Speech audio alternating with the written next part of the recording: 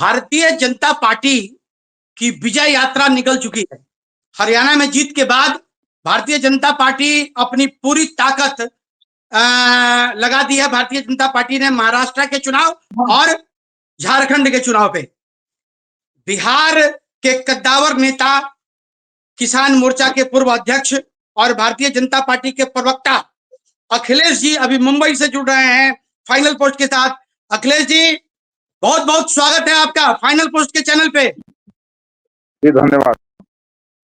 क्या लगता है अखिलेश जी, चुनाव की क्या स्थिति है मुंबई की? क्या मुंबई में एक बार फिर से बीजेपी की वापसी होगी? बिल्कुल वापसी होगी। अभी महाराष्ट्र विधानसभा में हमारी संख्या 103 है, 105 है और पिछली बार भी हम चुनाव जीते थे। शिवसेना हमारे साथ लड़ी थी और हम लोगों की ही ताकत से शिवसेना ने भी सीट लाया था।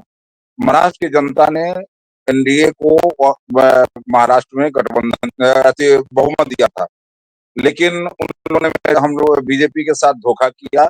बाद में क्योंकि वो जहाँ गए थे वो स्वाभाविक गठबंधन नहीं था। शिवसेना की जो तासीर है, शिवसेना का जो स्वभाव है, शिवसेना के स्थापना काल से जो उसकी आइडियोलॉजी है, वो आइडियोलॉजी के विपरीत वो जाकर कांग्रेस से समझौता किए थे। इसलिए उसके जो विधायक थे, जिन लोगों ने शिवसेना में एक कट्टर राष्ट्रवाद के स्वीकार किया था, जब बाला साहब ठाकरे जी उसके नेतृत्व करता थे, तो उन लोगों को वहां असहज महसूस वो लोग कर रहे थे। इसलिए वो एक गुट अलग हुआ और हमारे साथ जुड़ा और हम सत्ता में आए। हमने लोगों की सेवा की है, लोगों के बीच रहे हैं और जिस प्रकार से हरियाणा का परिणाम आया है और हमारे कार्यकर्ताओं में उत्साह है, मैं समझता हूं कि महाराष्ट्र में भी हम बिल्कुल जीतेंगे। जैसी कि खबर आ रही है कि 158 से लेकर 160 तक भारतीय जनता पार्टी स्वयं लड़ेगी और उसके अलावा बाकी जो सीट है उस पर शिवसेना और ये अजीत एनसीपी अजीत पवार गुट लड़ेगा। तो ये सब लोग हम लोग मिल करके, जहां तक ये समझ में आ रहा है, 225 के आसपास सीट आना चाहिए। और जो उभाटा है, शिवसेना उभाटा है और बाकी जो शरद पवार है, उसमें कोई दम नहीं है। लोगों ने उनको अस्वीकार कर दिया है। उन लोगों ने लेकिन एक चीज की तो और ध्यान दिलाना चाहेंगे आपका, शिवसेना भी हिंदूवादी मानसिकता की पार्टी है, भारतीय जनता पार्टी का भी मूल स्वरूप हिंदूवादी है। वैसे स्थिति में शिवसेना का टूटना और टूट के शिवसेना में दो विभाजन होना, लोकसभा के चुनाव में आपने स्थिति देखी कि उद्धव ठाकरे की भी स्वीकार्यता जो है वो मुंबई में है। तो वैसी स्थिति में क्या लगता है आपको कि दो भाग में जो शिवसेना विभक्त हुई, इसका फायदा क्या इंडिया गठबंधन को मिलेगा?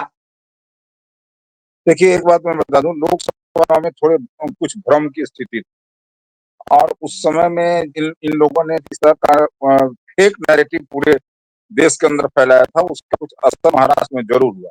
लेकिन जिस विचारधारा की बात आप कर रहे हैं, मैं जिसको आप विचारधारा कह रहे हैं, हम सभी उसको राष्ट्रवाद की विचारधारा कहते हैं। उस विचारधारा से तो दूर दूर तक का संबंध अब उद्धव ठाकरे का नहीं रहा। वे तो उन लोगों के साथ आए हैं जो मोहब्बत की दुकान खोल करके नफरत का सामान बेचते हैं। वो उन लोगों के साथ चले गए हैं जो लोग मुस्लिम लीग के साथ समझौता करते हैं।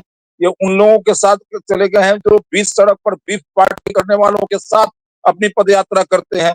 ये उन लोगों के साथ चले गए हैं जो धारा 370 हटाने का विरोध करते हैं, जो बड़ा समान नागरिक संहिता लाने का विरोध करते हैं। तो इस तरह के लोगों से वो अपने आइडियोलॉजी के साथ नहीं है। बीच में रोकेंगे आपको अखिलेश जी, बीच में आपको रोकेंगे। आपने कहा समान विचारधारा, तो अजीत पवार के साथ भी तो आपकी विचारधारा मैच नहीं करती है, तो उनके साथ आप कितना कंफर्टेबल अपने आप को फील करते हैं? जहां तक मेरी समझ है कि अजीत पवार ने शरद पवार के उस विचारधारा को कहीं पीछे छोड़ दिया और मेरा ये मानना है कि अजीत पवार जी के साथ कॉमन मिनिमम प्रोग्राम के तहत हम लोग साथ में हैं। ये स्थिति उद्धव ठाकरे की नहीं है। अब उद्धव ठाकरे भाषा बोल रहे हैं, अजीत पवार हमारी भाषा बोल रहे हैं, दोनों में अंतर है। अजीत पवार हमारी भाषा बोल रहे हैं और उद्धव ठाकरे कांग्रेस की भाषा बोल रहे हैं। वो कांग्रेस के शर्तों पर उनके साथ हैं, हम अजीत पवार हम शर्तों पर हमारे साथ है, और इसलिए दोनों बेहतर है।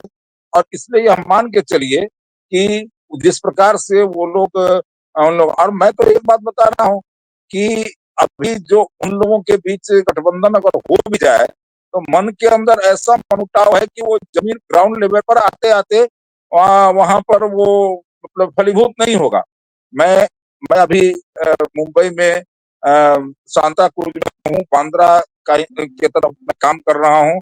यहाँ की ग्राउंड रियलिटी को मैं जानता हूँ, मैं समझता हूँ, उस ग्राउंड रियलिटी के आधार पर मैं बात कर रहा हूँ। बिल्कुल ही एक बात समझ लीजिए कि उनका जो गठबंधन है वो गठबंधन जमीनी स्तर पर नहीं है। मैं मानता हूँ लोकसभा चुनाव में कुछ लैचेज रह गए, और वो उसको उसको हम पूरा भी कर लिए हैं, और वो समाप्ति हो गया है, वो लैचेज नहीं रहेंगे और हम चुनाव जीतेंगे। और जो जो तो महज कमियां एक वहां रह साल गई हैं, अखिलेश जी, महज एक वर्ष अभी बीता है लगभग लोकसभा के चुनाव का, और एक नहीं एक वर्ष वर्षों में नहीं तो आप लोग कुछ आप महीने लोगों ने हुए हैं। आप लोगों ने ऐसा क्या परिवर्तन कर लिया कि लोगों के मिजाज को बदल दिया गया है?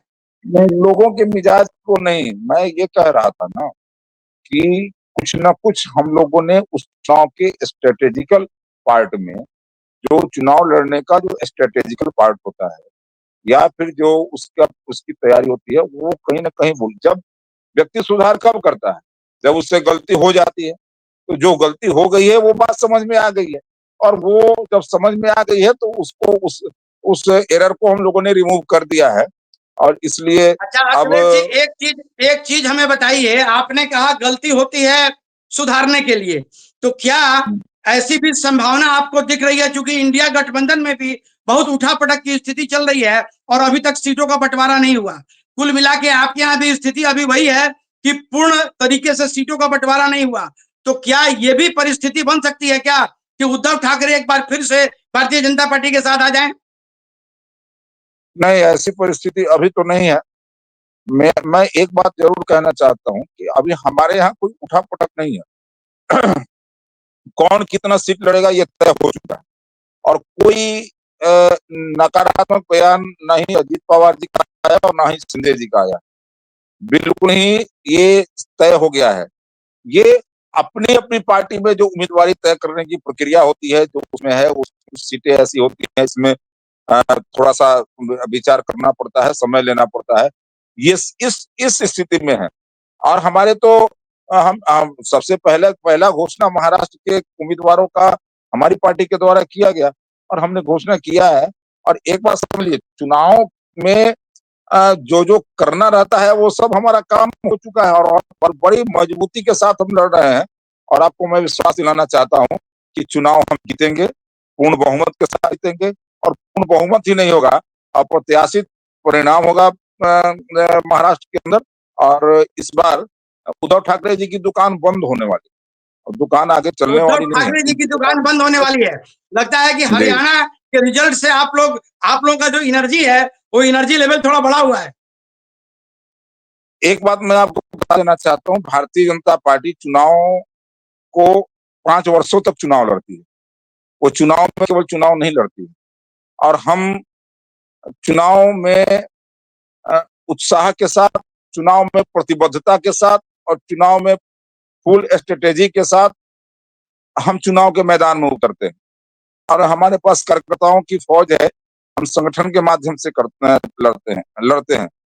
और इसलिए मैं आपको बताना चाहता हूँ कि कई बार जो पॉलिटिकल पंडित होते हैं, मैंने पॉलिटिकल पंडित मैं शब्द का इस्तेमाल करता हूँ, कभी कभी बात को घुमा दिया जाता है। पॉलिटिकल पंडित माने उसके जो ज्ञानी लोग होते हैं, और वो लोग जो प्रिडिक्शन करते हैं, उसके विपरीत हम परिणाम लाने में सक्षम होते हैं। उसका कारण यह है कि जमीन पर हम हैं, जमीन पर काम करते हैं, हमारे पास कार्यकर्ताओं का फौज है, संगठन काम करता है। और इसलिए बाकी जो हवा और परिस्थिति और इस पर जो आकलन होता है, उसके विपरीत हम कभी कभी परिणाम देने का काम करते हैं। जिस हरियाणा के बारे में लोगों को भरोसा था कि भारतीय जनता पार्टी 25 आएगी तो 20 आएगी, उस हरियाणा में जो रिजल्ट परिणाम हुआ, ये हमारे कार्यकर्ताओं का परिश्रम है, हमारा स्ट्रेटेजी है, हमारा हमारे कार्यकर्ताओं की प्रतिबद्धता है, संगठन की शक्ति है। तो ये हमारे पास है और इसी के बल पर कहते हैं, ये कोई अहंकार नहीं है, ये हमारे काम करने के कारण हमारा एक आत्मविश्वास होता है, ऐसा होता है जो आत्मविश्वास के कारण हम इस बात को कहते हैं। और इसलिए महाराष्ट्र भी उसी तरह से जीतेंगे, झारखंड भी जीतेंगे, एकदम निश्चिंत रहिए। झारखंड में हमारे मित्र वहां लगे हुए हैं, बिहार के कई लोग, उनसे बात होती है। झारखंड भी जीतेंगे, महाराष्ट्र भी जीतेंगे और दोनों बहुत अच्छी तरह से जीतेंगे, आपको मैं विश्वास। चलिए, बहुत बहुत धन्यवाद अखिलेश जी। महाराष्ट्र भी जीतेंगे और झारखंड भी जीतेंगे, ये कहना है अखिलेश जी का। अखिलेश जी बिहार भाजपा के बहुत कद्दावर नेता हैं। मैं एक बार फिर से आपको बता दूं कि अखिलेश जी किसान मोर्चा के अध्यक्ष यहाँ रह चुके हैं और अभी चुनाव का कार्य देखने के लिए भारतीय जनता पार्टी की तरफ से इनको महाराष्ट्र में डिप्यूट किया गया है। बहुत बहुत धन्यवाद अखिलेश जी। अब चुनाव के बाद एक बार फिर से हम लोग बैठेंगे और आज जो चर्चा हुई है उस चर्चा का एक बार फिर से विश्लेषण करेंगे। बहुत बहुत धन्यवाद। देखते रहिए फाइनल पोस्ट। धन्यवाद।